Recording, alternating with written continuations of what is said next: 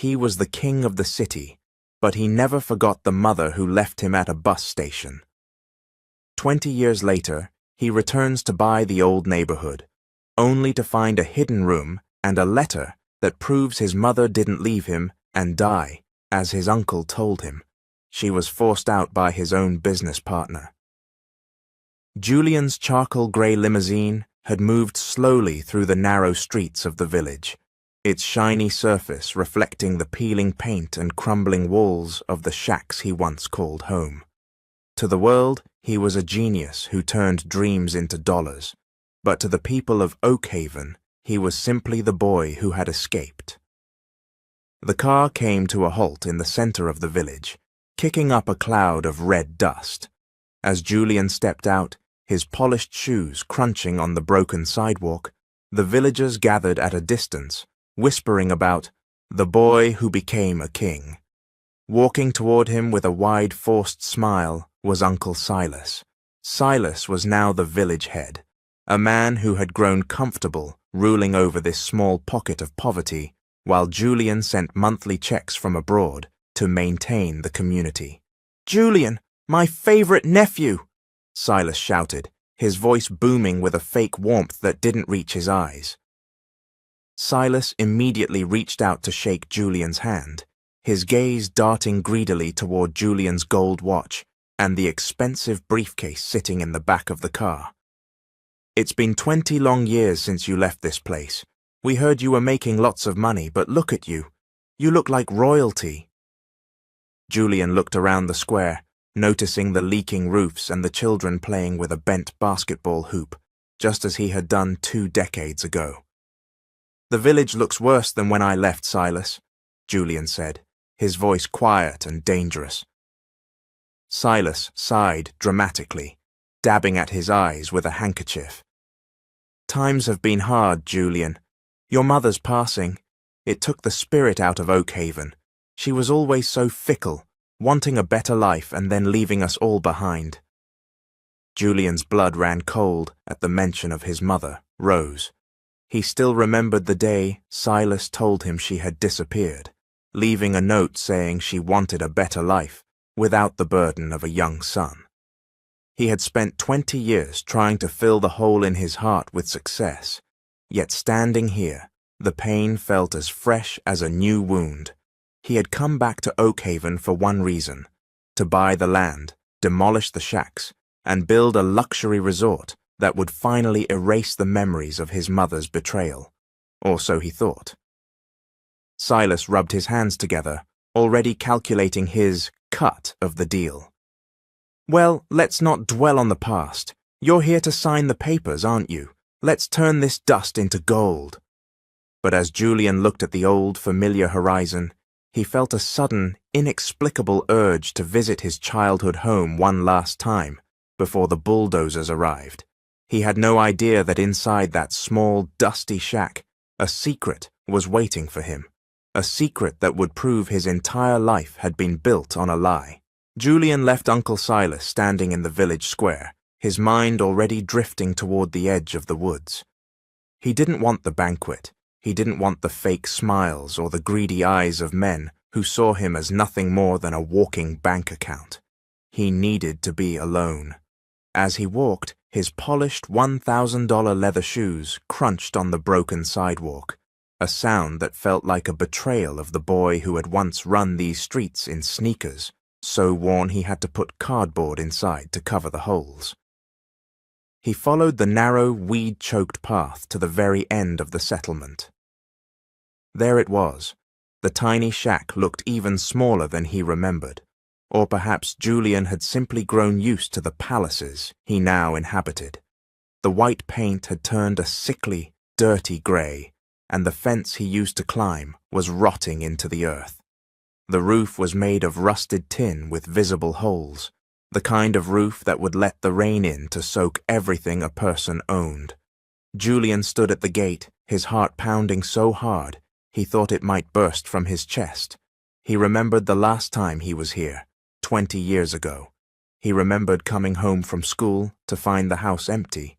He remembered Silas standing in the doorway with a sad face, holding a piece of paper.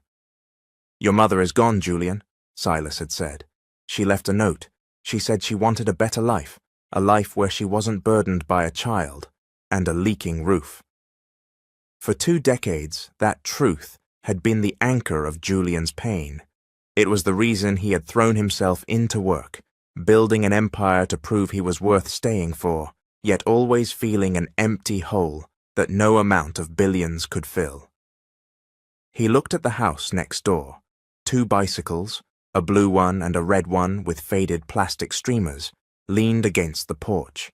He saw a young boy, maybe 7 or 8 years old, peeking through the window with curious eyes that reminded him of the childhood he had lost to grief.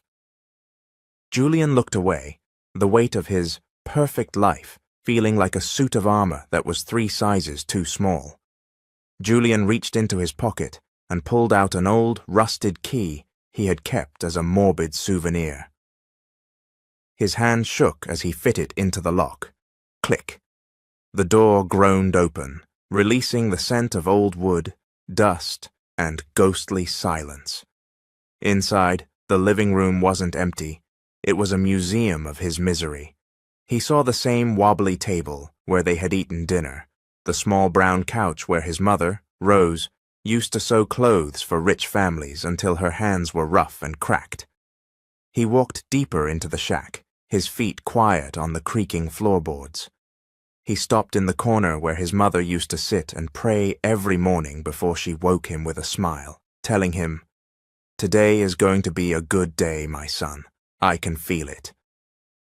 As Julian stood there, he noticed something odd. The sunlight hitting the floor at a low angle revealed a gap in the wood. One of the floorboards near the wall was slightly raised, as if it had been pried up and replaced many times. Julian knelt in the dust, ignoring the way it stained his expensive trousers. He used his car keys to pry the wood upward. Tucked into the dark dirt beneath the house was a rusted grey metal box. It was small, with a simple latch that clicked as Julian's trembling fingers forced it open. Inside, he didn't find money or jewels. He found a yellowed envelope with his name written in his mother's careful, slanted handwriting. "My dearest Julian." Julian's blood ran cold. He pulled out the pages, the paper crinkling in his grip. As his eyes scanned the first few lines, the world seemed to stop spinning. He realized in that moment that every prayer his mother had ever said for him had been a sacrifice, and that the man waiting for him in the village square was not his family, but his greatest enemy. Julian's hands shook as he gripped the yellowed pages of the letter, the paper crinkling under his touch, with a sound that seemed to fill the silent, dusty room. He looked at the familiar, slanted handwriting of his mother, Rose, and for a moment he could almost hear her voice whispering to him through the ink. The first sentence hit him like a physical blow, stealing the air from his lungs and making his heart hammer against his ribs. "My dearest Julian, if you are reading this, it means Silas finally let you return to this place, and I pray you have become the man I knew you could be." He blinked back tears, his vision blurring as he continued to read the words that would dismantle 20 years of lies. His mother had not left him because she wanted a better life, or because she was fickle, as Silas had claimed for 2 decades. She had been driven out, forced to choose between her own presence in his life and his very survival. The letter detailed a betrayal that made Julian's blood run cold with a focused, icy rage. Silas had discovered a small inheritance left behind by Julian's father, a modest sum intended to ensure Julian could go to university and escape the poverty of the village. To get his hands on that money, Silas had cornered Rose on a rainy night, much like the one she described in her letter. He told her that if she didn't disappear and leave the boy in his care, he would ensure Julian never finished school and remained a nobody in the streets forever. Silas had played on a mother's deepest fear, the fear that her presence would hold her child back from greatness. Rose had sacrificed everything, including the love of her only son, to ensure he had a path to the success he now enjoyed. "I lived in the cellar of the house next door for months, Julian," the letter continued, each word feeling like a knife stabbing into his chest. "I watched you through the window as you cried for me, and it took every ounce of my strength not to run to you and hold you." Julian let out a choked sob, his whole body shaking as he pictured his young self, alone and grieving, while his mother was only a few yards away, trapped in her own nightmare. She wrote about how Silas had eventually moved her to a nearby town, forcing her to live as a ghost under a different name so that no one would ever question the story of her death. Silas had even built a fake grave, a monument to a lie that he used to keep Julian grateful and subservient for years. As he read on, Julian realized that the checks he had been sending to Silas every month to maintain the village had never reached the people who needed them. While Julian lived in luxury, wearing suits that cost a fortune, and closing multi-million-dollar deals, his mother had been working 3 jobs just to buy bread. She described her rough, cracked hands and the way she had to skip her own meals so she could save pennies to stay near enough to hear news of his success. She had been a beggar in her own life so that he could be a king in his. Julian felt a surge of shame that he had believed the lies for so long, that he had never questioned the closed coffin or the suddenness of her departure. He looked out the dirty window of the shack and saw Silas in the distance, still laughing with the village elders, acting like a man of honor. Julian's hands curled into tight fists. He was no longer the boy with cardboards in his shoes, and he was no longer the billionaire looking to demolish his past. He was a son who had found his mother's truth, and he was a man who now had a new mission. The money he had built was no longer just for business. It was going to be the weapon he used to bring Silas to justice. He carefully folded the letter and placed it back into the metal box, his eyes hard and cold like a winter storm. The test had truly begun, and he would not stop until he found the woman who had sacrificed her life for his. He stood up, his polished shoes no longer feeling like a betrayal, but like the foundation of the man who was about to dismantle an empire of lies. Julian stepped out of the shadow of his childhood shack, the rusted metal box tucked firmly under his arm. To anyone watching from the village square, he was still the cold, calculated billionaire returning to sign a contract. But inside, Julian felt his heart breaking into 1,000,000 pieces. He looked toward the village center, where Uncle Silas was laughing with a group of elders, and for the first time, Julian didn't see a protector. He saw a monster. Julian returned to the back of his charcoal gray limousine and pulled out his private satellite phone, a device only a few special people had the number for. "Marcus," he said, his voice quiet and dangerous, "I need an elite team on the ground in Oak Haven immediately. I want a quiet trace on every woman named Rose Cole in the province. Don't look for death records. Look for a ghost. Look for someone who has been living without a paper trail for 20 years. Before meeting Silas for the planned banquet, Julian made one more stop. He walked to the edge of the village cemetery, a place of ghostly silence and long shadows. He stood before a small, neglected headstone that simply read, Rose. There were no dates of birth or death. Silas had brought him here 10 years ago, claiming it was the final resting place of the mother who wanted a better life. Julian knelt in the dirt, his $5,000 suit contrasting with the dry earth. He touched the cold granite and felt a surge of icy rage. This wasn't a grave, it was a monument to a lie. As he left the cemetery, Julian noticed an old woman, Mrs. Gable, hanging laundry outside a shack that looked ready to collapse. Her hands were rough and cracked from years of work, similar to the descriptions in his mother's letter. When their eyes met, Mrs. Gable's face went white as paper, and she quickly looked away.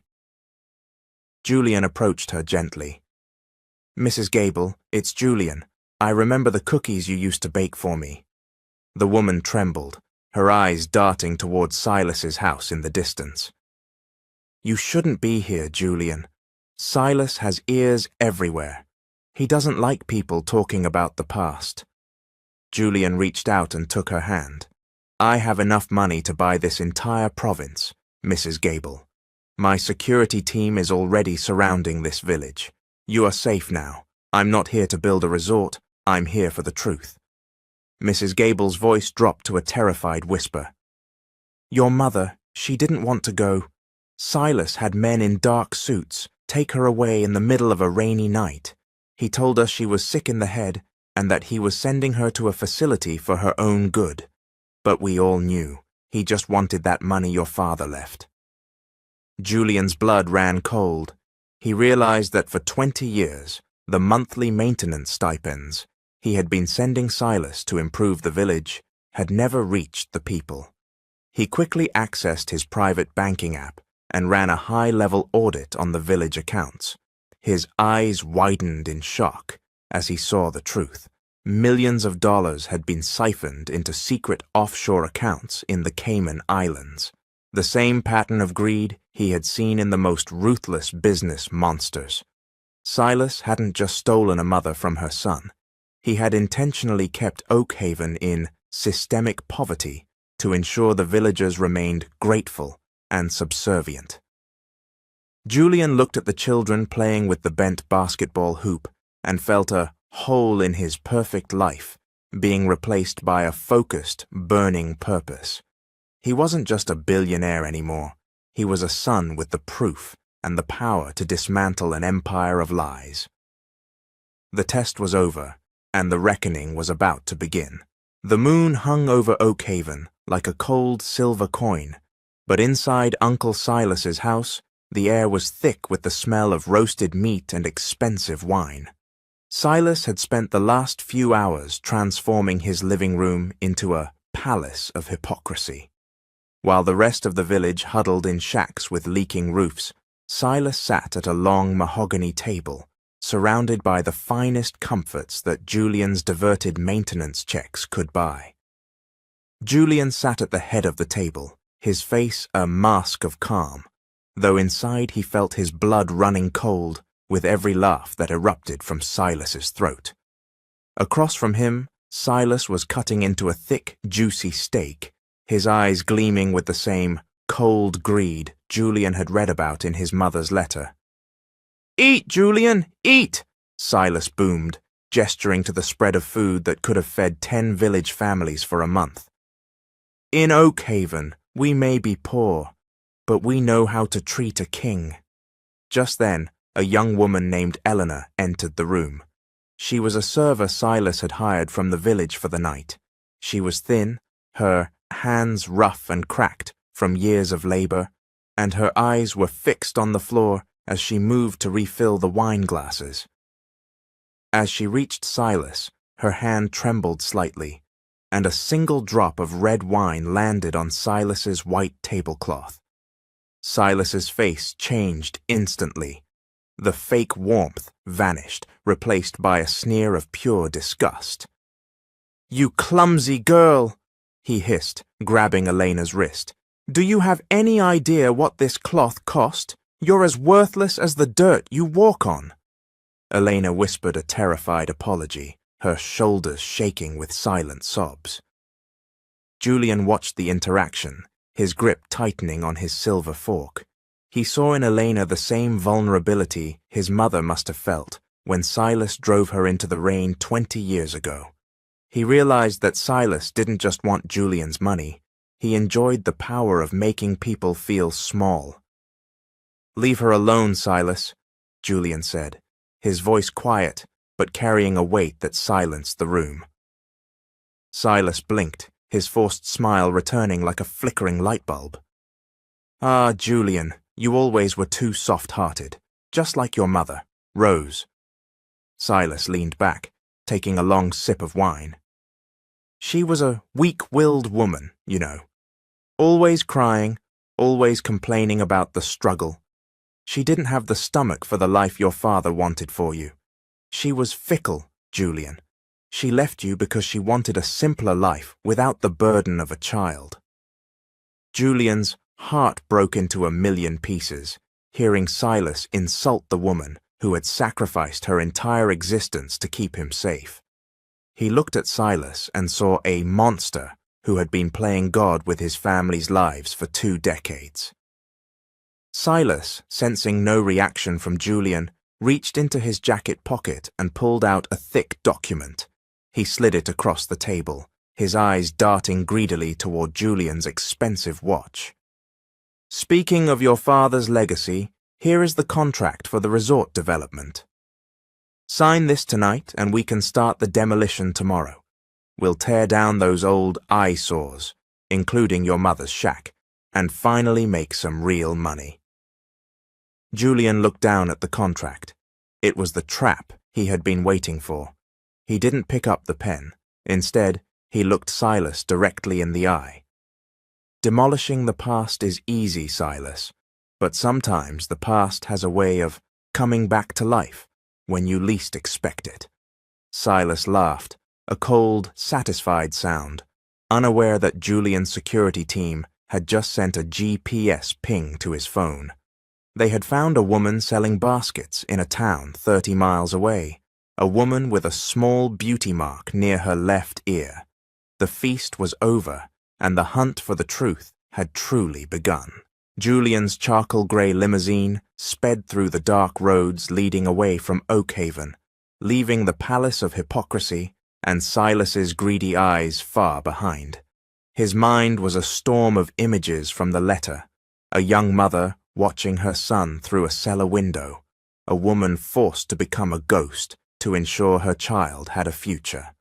Every mile the car traveled felt like it was undoing 20 years of lies. The GPS ping from his security team led Julian to a dusty, forgotten town 30 miles away. As the sun began to rise, painting the sky in shades of orange and pink, Julian stepped out of his car near a small, crowded marketplace.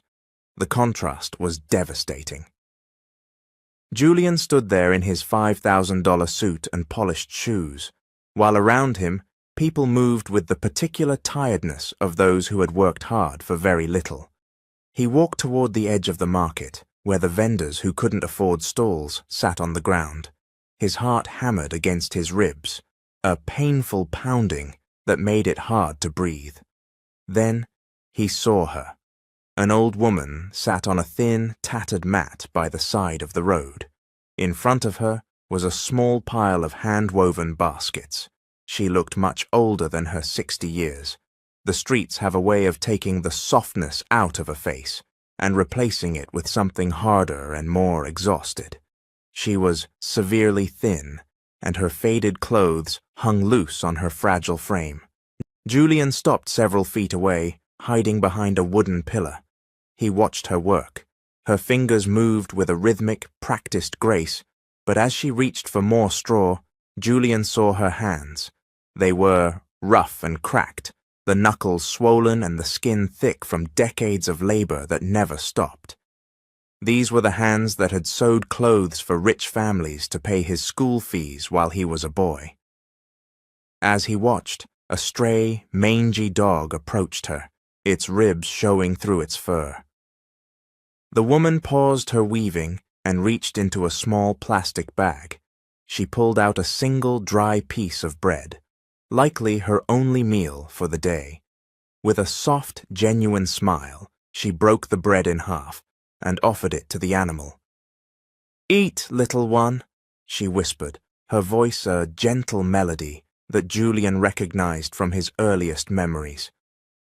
"Mama's here. You don't have to be hungry today." Julian felt a surge of shame mixed with icy rage towards Silas. While Julian had been closing multi-million-dollar deals and living in a mansion that looked like a museum, his mother had been a beggar in her own life, just to stay close enough to hear news of him. She had been sacrificing everything, while he believed the lie that she didn't want him. He stepped out from the shadows, his eyes blurred by tears he hadn't shed in 20 years. He noticed a small beauty mark near her left ear. exactly as the security report had described. This wasn't a ghost, and she wasn't dead. She was a woman with a heart of gold who had been discarded by greed, but remained unbroken. The woman looked up, noticing the rich man in the expensive suit standing over her.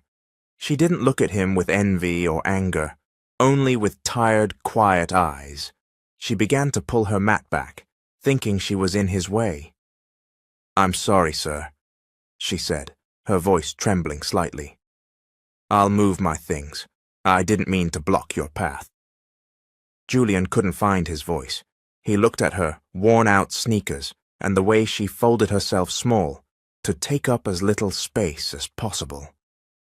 He realized that the hole in his perfect life was finally about to be filled, but first he had to tell the woman who had become a ghost that her son had finally come home. Julian stood at the edge of the dusty marketplace, his breath coming in shallow, jagged gasps. For 20 years, he had lived with a hole in his perfect life, a void created by the belief that he wasn't enough to make his mother stay. Now, seeing her sitting on a tattered mat just 30 feet away, that void was being filled with a mixture of overwhelming love and a blood-running cold fury directed at Uncle Silas. The woman he was watching didn't look like the vibrant Rose Cole from his childhood memories. The streets had been cruel to her. She looked severely thin, her frame so fragile it seemed as though a strong wind might sweep her away. Her clothes were faded and patched, and her feet were tucked into worn-out sneakers that had seen far too many miles. But as she leaned over to offer a stray dog the last of her dry bread, Julian saw the heart of gold that no amount of poverty could tarnish. "Today is going to be a good day, my son. I can feel it." Those words, which she used to whisper to him every morning in their tiny shack, echoed in his mind. Julian realized with a surge of shame that while he had been sleeping on silk sheets and closing billion-dollar deals, the woman who made his success possible had been surviving on scraps. She had become a ghost to protect him, a beggar in her own life just to ensure his future was bright. Julian finally stepped out from behind the wall. Julian felt a lump form in his throat, so large he could barely speak. He didn't care about his $5,000 suit or the eyes of the curious onlookers. He dropped to his knees in the red dirt directly in front of her. "I'm not an important person, Mama," he whispered, his voice cracking with the weight of 2 decades of suppressed tears. "I'm just a boy who has been lost for a very long time." Rose froze. Her hands, still clutching a half-finished basket, began to tremble violently. She slowly lifted her head, her tired, quiet eyes meeting his. At first, there was only confusion. She saw an expensive suit, a gold watch, and a face of a powerful man. But as she looked closer, she saw the small beauty mark near his ear that mirrored her own. She saw the green eyes of the husband she had lost, and the soul of the little boy she had watched through a cellar window so many years ago. "Julian," she breathed, the word barely a whisper. "It's me, Mama. I found the box. I found the letter," Julian said, tears finally streaming down his face. The baskets fell from her hands, scattering across the dirt. Rose let out a choked, broken sob and reached out with her rough hands to touch his face, as if checking to see if he was made of flesh and bone, or just another cruel dream. "My son, my beautiful boy," she wailed, pulling him into her chest. Her frame felt fragile as glass, but her grip was filled with a strength that only a mother can possess. Julian held her tight, burying his face in her shoulder, ignoring the scent of dust and the heat of the sun.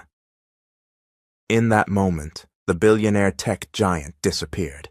He was just Julian again. "You're never sleeping on this mat again, Mama," Julian whispered fiercely into her hair. "You gave up your life so I could have mine. Now I'm going to use everything I have to make sure you never have to be a ghost again. And Silas, Silas is going to learn that some secrets don't stay buried forever. He helped her stand, his arm wrapped firmly around her narrow shoulders to support her. As he led her toward the waiting limousine, the villagers watched in stunned silence. They didn't know who the woman was, but they could see that the king had finally found his queen. The hunt for the truth was over. The season of reckoning had begun. Julian returned to Oakhaven later that afternoon, his mind a whirlpool of conflicting emotions. Finding his mother alive had filled the empty hole in his chest, but it had also replaced his grief with a cold, calculated fire. He had left Rose in the safety of a high-end hotel in the city, guarded by his most trusted security detail. Now he needed to return to the ruins of his past to finish what Silas had started 20 years ago. As the limousine crossed the village threshold, Julian noticed an immediate shift in the atmosphere. The children who had been playing in the dirt earlier were whisked away into shacks by their mothers as his car passed. The men leaning against the rusted fences didn't offer the curious nods they had given him that morning. Instead, they looked at him with cold judgment, their eyes narrow and full of suspicion. Julian stepped out of the car in the village square, and for the first time, he felt like a stranger in his own home.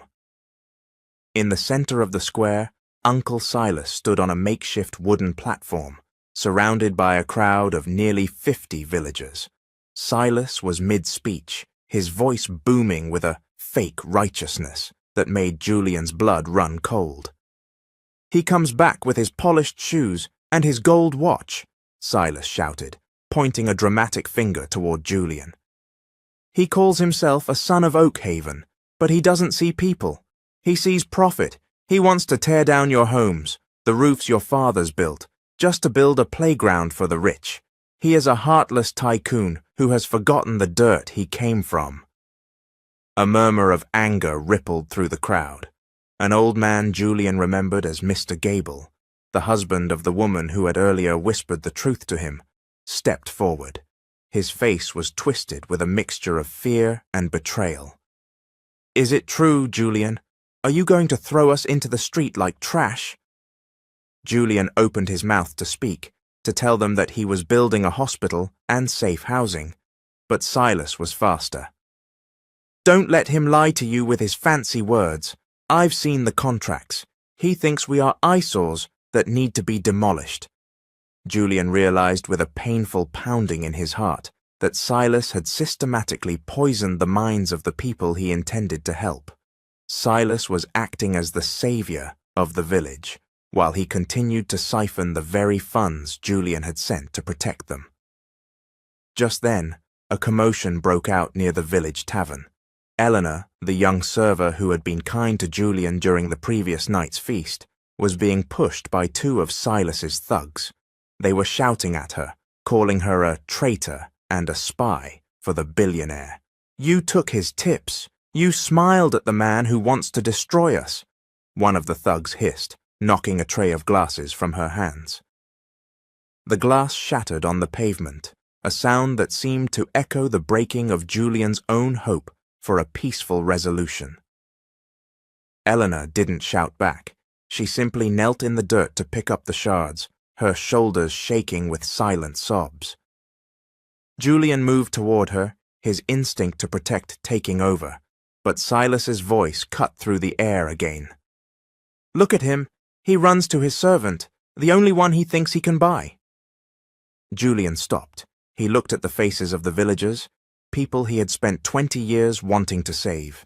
He saw their anger, but underneath it, he saw the systemic poverty and fear that Silas had cultivated like a dark garden. He realized that as long as he stood before them as a king, they would only see him through the lens of Silas's lies. He needed to strip away the suit, the car, and the billions.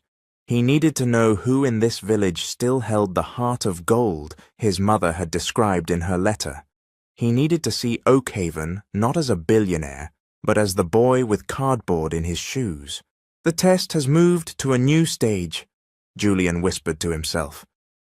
He turned his back on the shouting crowd and walked to his limousine, instructing his driver to take him to a nearby town. He didn't need a resort, and he didn't need a contract. He needed a disguise. He would return to Oakhaven one more time, but this time he would arrive with nothing, to see who would offer a hand to a nobody and who would spit on a man when he was down. The reckoning was coming, but first the truth had to be tested in the dirt. Julian stood in the darkness of his old childhood shack, the very place where he had discovered the truth just days ago. He looked at the $5,000 suit he had been wearing, a symbol of the king he had become. Slowly, he began to peel it off. He replaced the fine silk and wool with a pair of dirt-stained jeans and a faded plaid shirt with holes at both elbows, clothes he had acquired from a local thrift shop to hide his identity. He even went as far as to rub a small amount of real soil under his fingernails and skip his morning shave. For the final touch, he took a pair of sneakers so worn at the sole that he had to fold a piece of cardboard inside the left one to cover a hole. He looked in the cracked mirror of the shack. The billionaire was gone.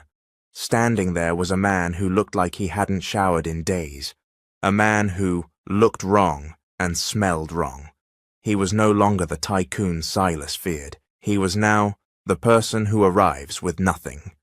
Julian took a deep breath, checked the hidden recording device tucked into his collar, and stepped out into the village night. He walked toward the village tavern, the same place where Silas was currently celebrating with the village elders, drinking wine bought with Julian's stolen maintenance money. As Julian pushed open the heavy wooden door, the laughter and buzzing excitement inside died down instantly. The smell of someone who had been living on the streets arrived before he did, and the small group of people gathered near the entrance immediately stepped back, wrinkling their noses and turning their faces away. "Julian?" Silas's voice boomed from the head of a long table, but it wasn't the warm, greedy shout of the morning. It was sharp and suspicious. "What is the meaning of this? Why are you dressed like a beggar?" Julian walked to the center of the room, his shoulders slumped and his voice shaking with a fake desperation that he had practiced for hours. "It's over, Silas," Julian whispered, loud enough for the whole tavern to hear. "The board of directors, they found out about the losses. The banks have seized everything. My tech empire has crashed. My accounts are frozen. My cars, my penthouse, it's all gone. I have nothing left but the clothes on my back and this old shack." The silence that followed was cold and quiet, moving through the room like a winter breeze. Silas stood up slowly, his face transforming from a mask of fake warmth to a sneer of pure, cold greed. He walked toward Julian, his polished shoes clicking on the floor. He didn't offer a hand of comfort or a chair to sit in. Instead, he looked at Julian's worn-out sneakers with contempt. "Bankrupt?" Silas hissed, his voice dripping with sarcasm. "You mean you're a nobody again? You came back here promising millions, and now you're just another mouth to feed? Another street rat looking for a handout?" "I'm your family, Silas," Julian pleaded, testing the limits of the man's cruelty. "I need a place to stay, just for a few weeks until I get back on my feet. I thought Oakhaven was my home." Silas laughed, a cold, happy laugh that held no sadness at all. "Family? You were only family when you were signing checks, Julian. You're as fickle and weak-willed as your mother was. Oakhaven is a place for the successful, not for losers who can't manage their own money. We don't serve your kind here. Get out of my sight before I call the police for trespassing on village property." The villagers, who had only hours ago been nodding to him, now looked at their plates. Some whispered about the heartless tycoon who had finally gotten what he deserved. They chose the other side of the road, just like the people in the stories Julian's mother used to tell him about the true heart of the sheep. But then, a small tray was set down on the table next to him. It was Eleanor, the young server with rough and cracked hands, who had been bullied by Silas the night before. She didn't look at his dirty clothes or his messy hair. She looked into his eyes with genuine concern. She pushed a bowl of hot vegetable soup and a thick slice of bread toward him. "Eat, sir," she whispered, her voice a gentle melody in the hostel room. "I know what it's like to have the world turn its back on you. My mother always said that money comes and goes, but character stays forever. This one is on me. You don't have to be alone tonight." Julian felt a lump form in his throat. In a room full of people he had known his whole life, the only person to offer him mercy was the one who had the least to give. He looked at Silas, who was already busy telling the elders how he would demolish the shack tomorrow to get rid of the eyesore. Julian touched the recording device on his collar and smiled a dangerous, quiet smile. The test was complete. He had found the heart of gold in the dirt, and he had captured the monster in his own words. The reckoning was no longer a plan. It was a certainty. The morning sun rose over Oakhaven, painting the dusty streets in shades of orange and gold, but it brought no warmth to the hearts of the villagers. A mandatory town hall meeting had been called at the village square, and the air was thick with a quiet, heavy tension. Uncle Silas stood on a makeshift wooden platform in the center of the square, wearing a pristine white shirt and a self-satisfied smirk that made Julian's blood run cold. Silas raised his hands for silence, acting like a dignified savior of the people. "My dear friends," he boomed, his voice echoing against the peeling paint of the nearby shacks. "Yesterday, we saw the true face of the boy we once called a king. Julian Cole returned to us with nothing but lies and a heartless plan to demolish our history. But as you saw last night, his empire has crumbled. He is a bankrupt loser who came crawling back to us for a handout." A murmur of shock and anger moved through the crowd. "He wanted to make us homeless," a man shouted from the back. Silas nodded solemnly, dabbing at a fake tear with his silk handkerchief. "He is as fickle and weak as his mother was. But do not fear, I have the papers right here to protect Oakhaven from his greed." Just then, the crowd parted. Julian walked toward the platform, still dressed in the torn, dirt-stained clothes of a nobody. His hair was messy, and his shoulders were slumped, but in his hand he carried the rusted grey metal box he had found beneath the floorboards. Silas erupted in a cold, happy laugh that sounded more like a bark. "Look at him. The billionaire has returned to beg in front of the whole town. Guards, remove this street rat before he stains the square with his presence." Julian didn't stop. He climbed the steps of the platform, his worn-out sneakers crunching on the wood. He stood directly in front of Silas, his eyes hard and cold like a winter storm. "I'm not here for a handout, Silas," Julian said, his voice quiet but carrying a weight that silenced the entire square. "I'm here to give you a choice. You can admit to what you did 20 years ago, or I can let the village hear it from your own mouth." Silas sneered, leaning close so only Julian could hear. "You're a nobody now, Julian. No one believes a beggar over the head of the village. Your mother died a fickle ghost, and you'll die a broke one." Julian pulled his high-tech phone from his pocket, the only item that betrayed his true wealth. With a few quick taps, he connected it to the village's old speaker system, which Silas had used for his palace of hypocrisy. Suddenly, a voice thundered through the square. It was Silas's voice, recorded only hours ago in the tavern. "Family? You were only family when you were signing checks, Julian. I only tolerated you for the billions. I drove that woman into the rain 20 years ago because she was an eyesore to my plans. I stole the inheritance and I'd do it again." The silence that followed was cold and quiet, stretching across the square like a shadow.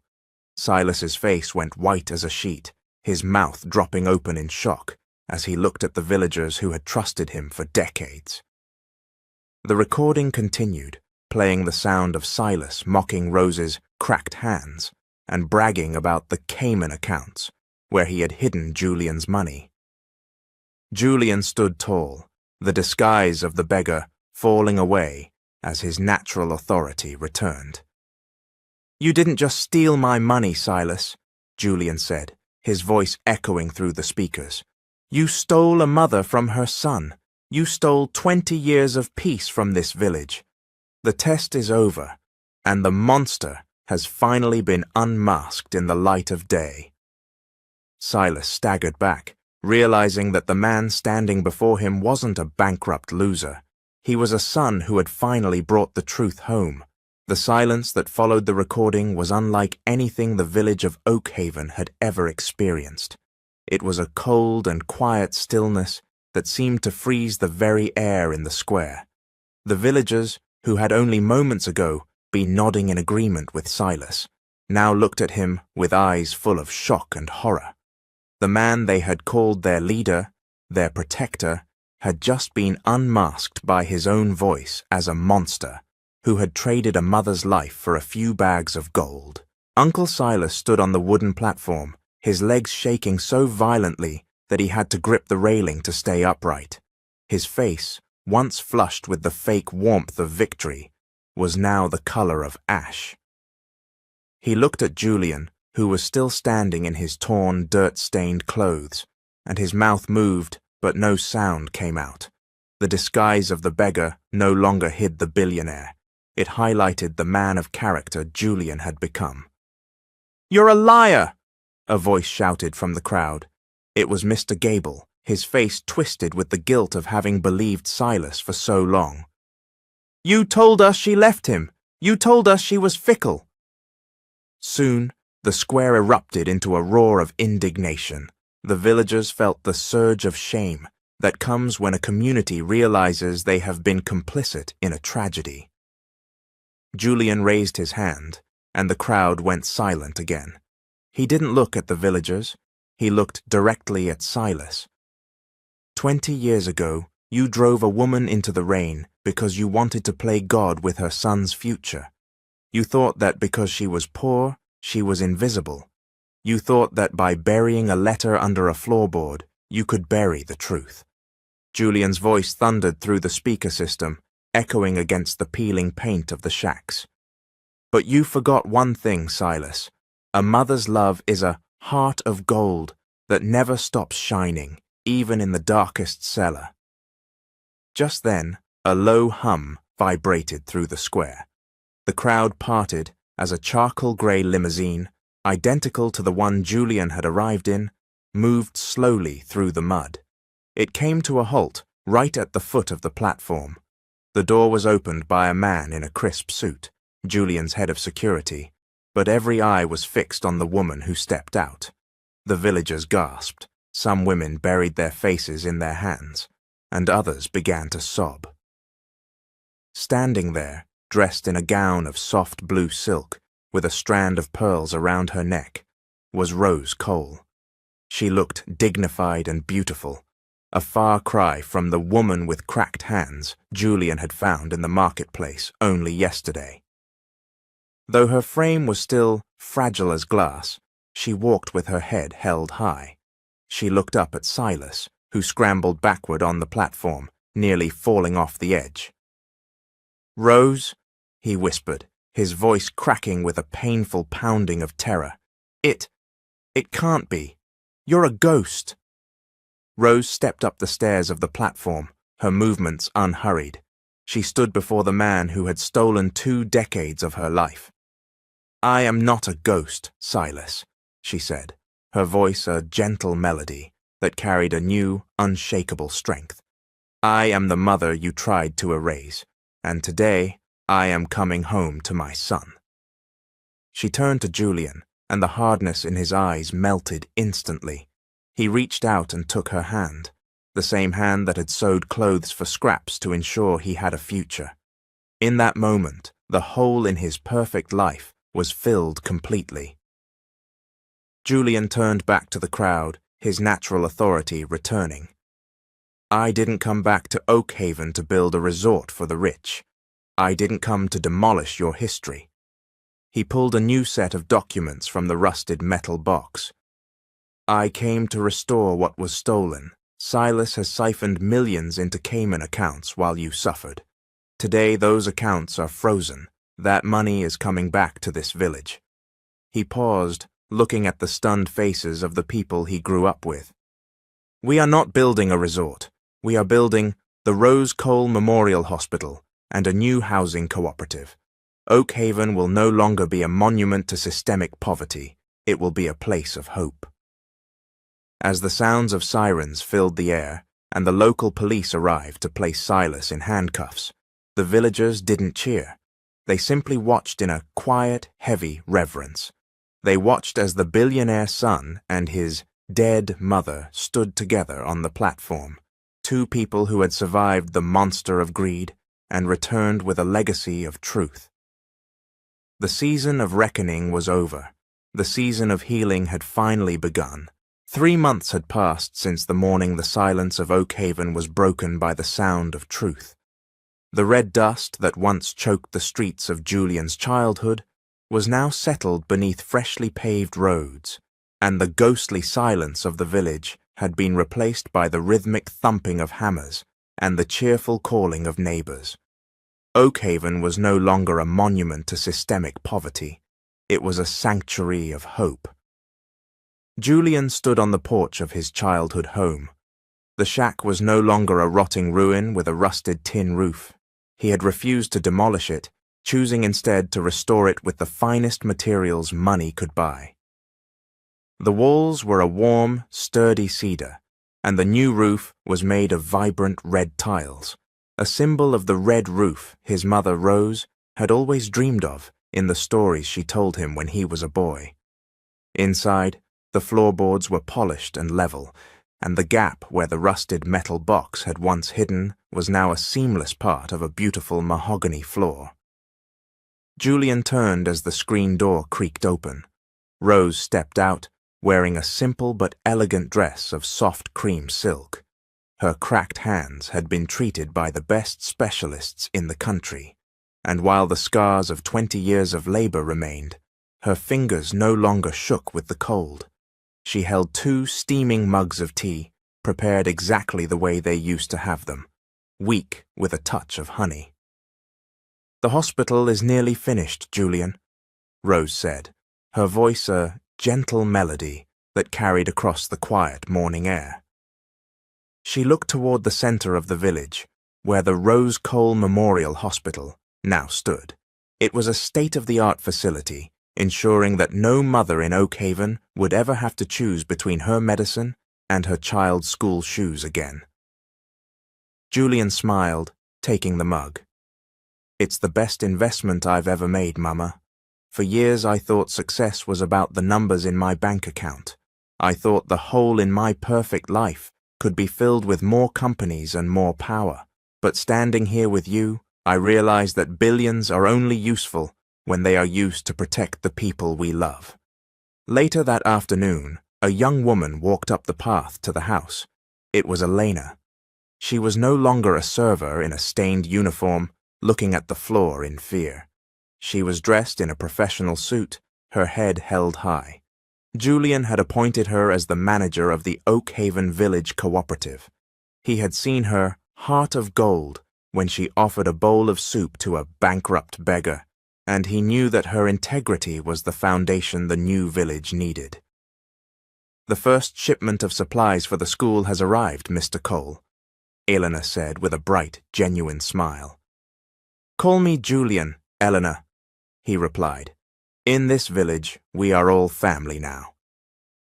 As the sun began to set, painting the sky in shades of orange and gold, Julian walked back into the house and sat at the old kitchen table.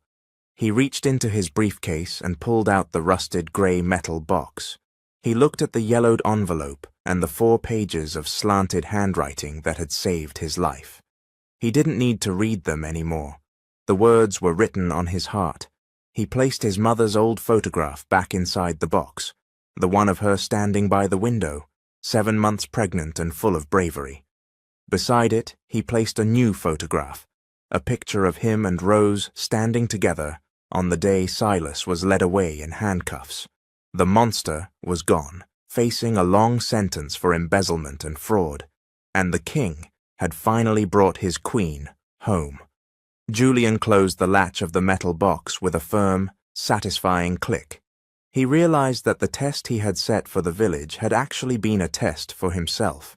He had learned that money comes and goes, but character stays forever. He stood up and walked to the porch to join his mother.